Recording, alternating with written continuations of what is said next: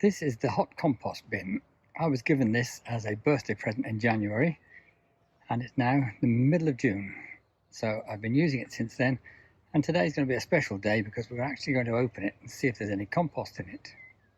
When the compost bin arrives, it's supplied with this kickstart bottle, and the idea is that you put hot water in there and put it in with the items that you've got in the hot compost bin to get the process started. On the top of the bin there is a thermometer, and you can see that that's reading something like 50 degrees Celsius or 120 degrees Fahrenheit, so that's pretty warm. Next to that there's a little hatch. Close it, but it's supposed to be just slightly open, so that's how we leave that. When it first arrives, you started off with some kitchen waste, shredded paper and wood chippings, and those three mixed together give apparently the ideal combination. Well, since then we've had to use the quick start bottle several times to try and get the temperature up, particularly in January and February, but now we've got to June we don't have to use it at all anymore. We use the hot bin regularly for putting our kitchen waste, including all food waste, so we don't have to put any out for recycling. As we open it up, you might see the steam coming out because it is hot, and in there's all sorts of lovely kitchen waste as well as garden waste. If you look at the base, you can see liquid leaking out. What I try and do is drain some off occasionally.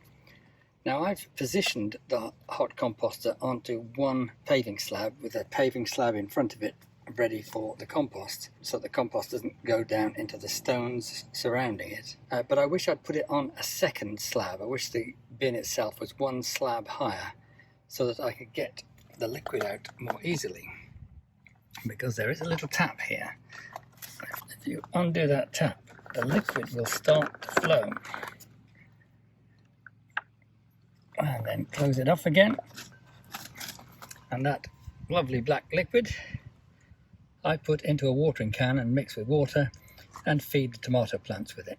Now you can see near the base of the hot compost bin there are two straps, and the two straps are there to hold the front of the base on, and in a minute we're going to undo those straps and for the very first time try and see if we've got any compost in there.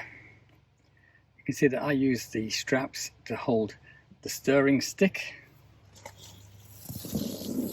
and that's used for stirring the items that you put in the bin. And also there's a second thermometer which is currently showing 20 degrees outside, but that's one that you can actually stick into the waste itself to see the temperature. So for the first time ever I'm going to undo the straps. So I've got them tucked around. Undo the bottom strap,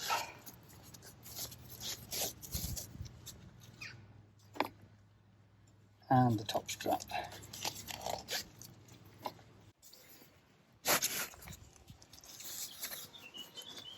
So looking at this, down there, that probably is okay, but I don't think we'll be putting eggs in again or eggshells in again, because they're not rotting down at all, at least not there.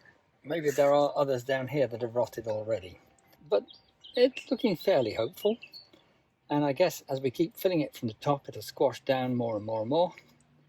As long as there's air getting in there, all the various organisms should be able to be turning that into decent compost.